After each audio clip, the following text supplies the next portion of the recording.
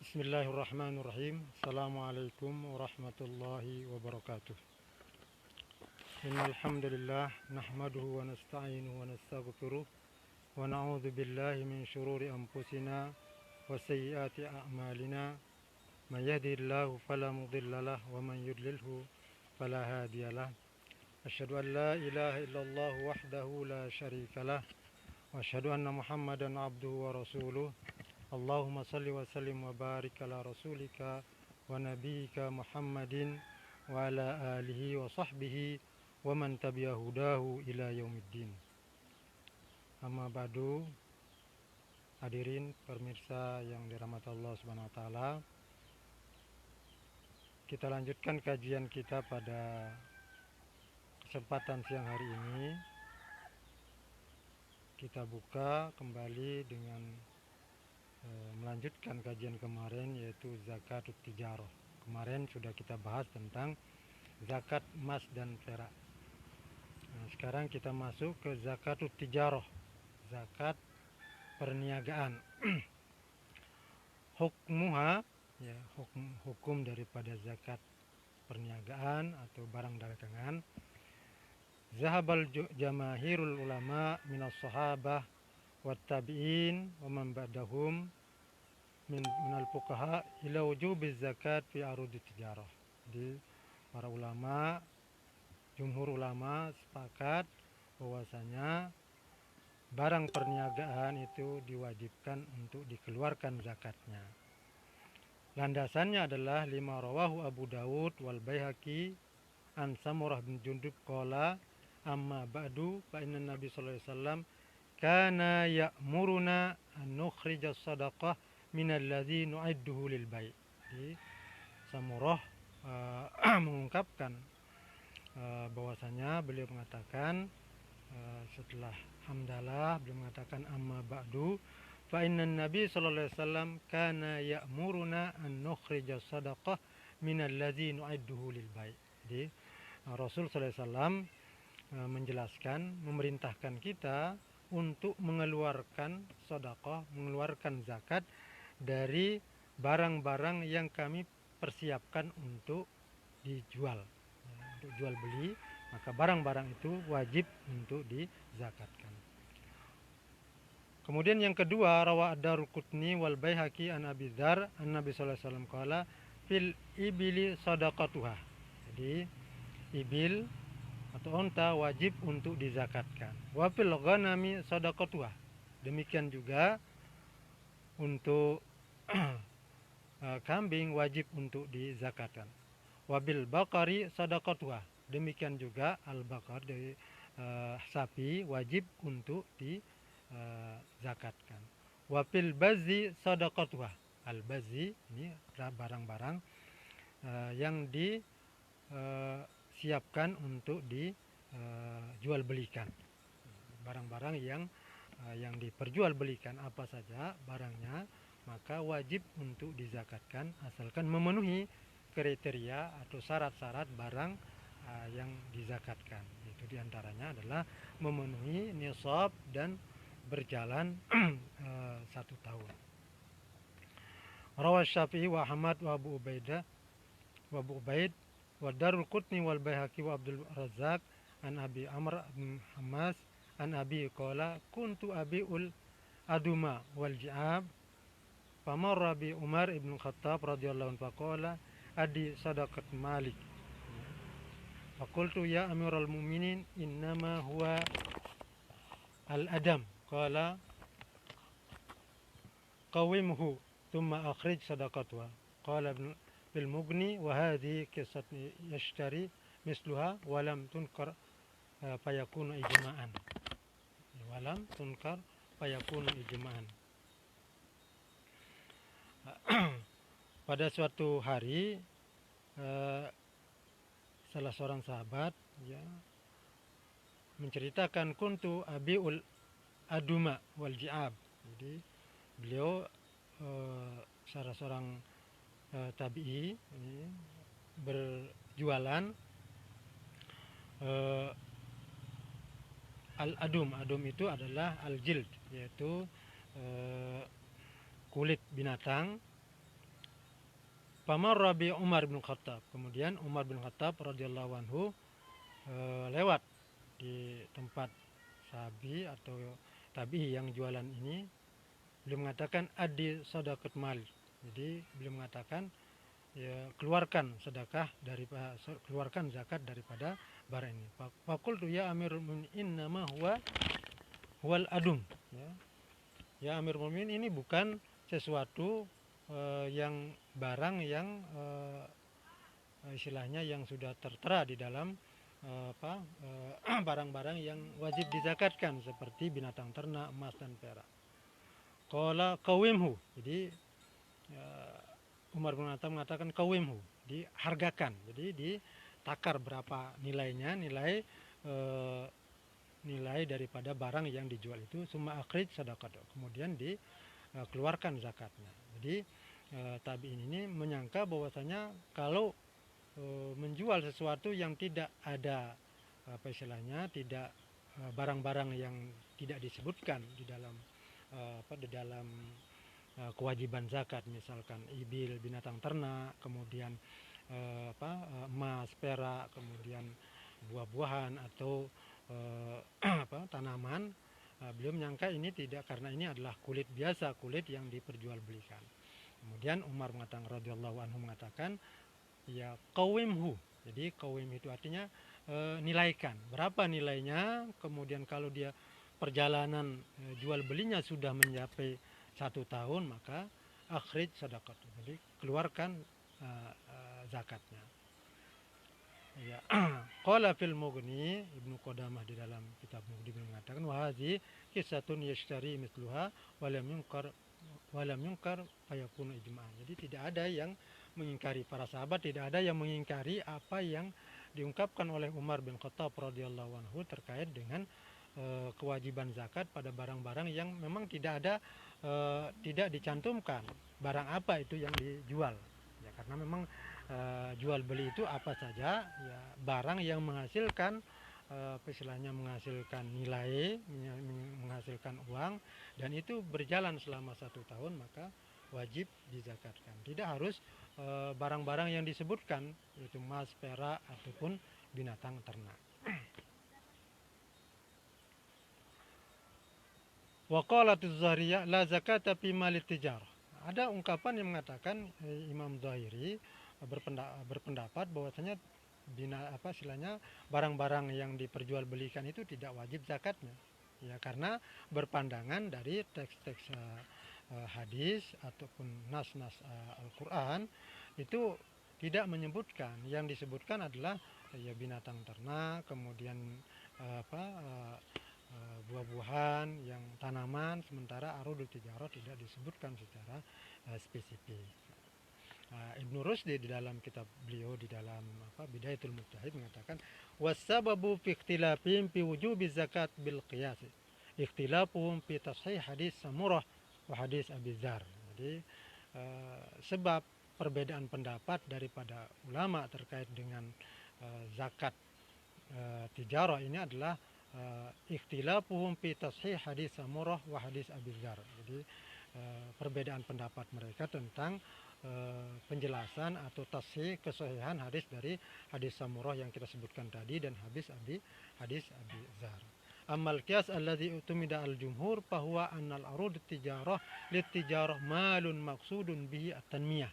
Jadi sementara para pendapat jumhur ulama bahwasanya arud tijarah yaitu barang-barang yang digunakan atau barang-barang yang diniatkan untuk jual beli itu adalah dimaksudkan untuk tanmiyah. Ya, tanmiyah untuk dikembangkan.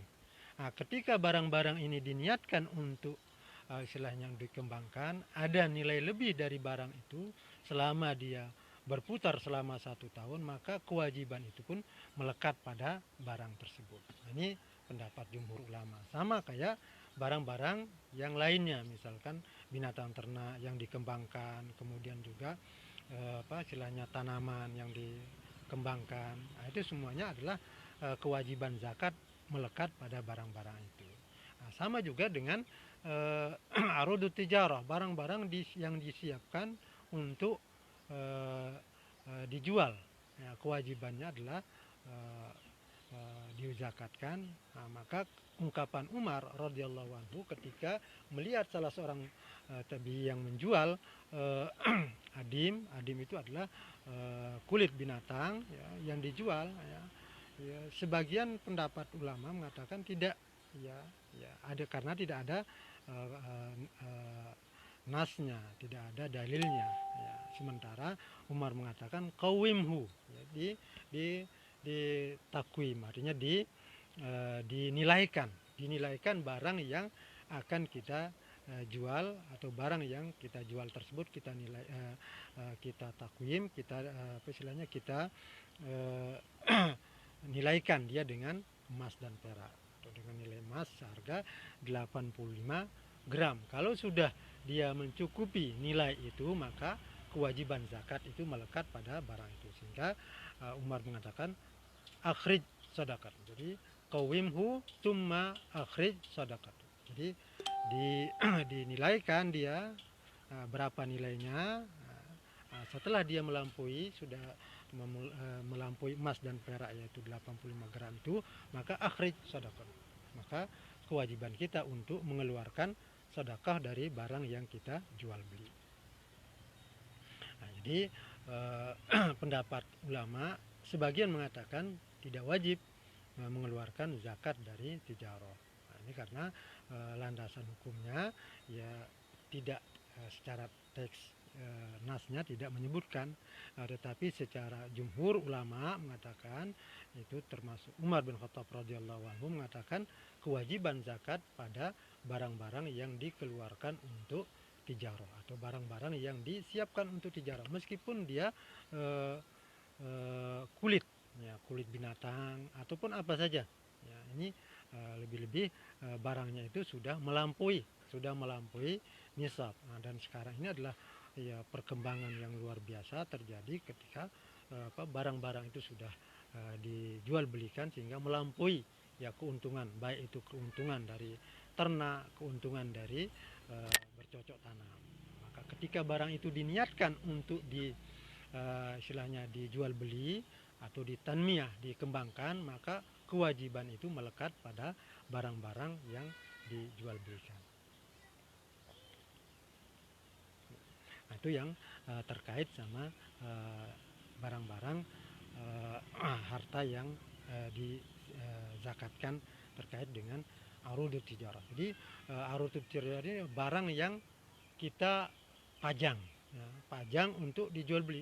Atau mungkin tidak kita pajang secara formal, mungkin kita hanya istilahnya kita jual melalui media online juga bisa.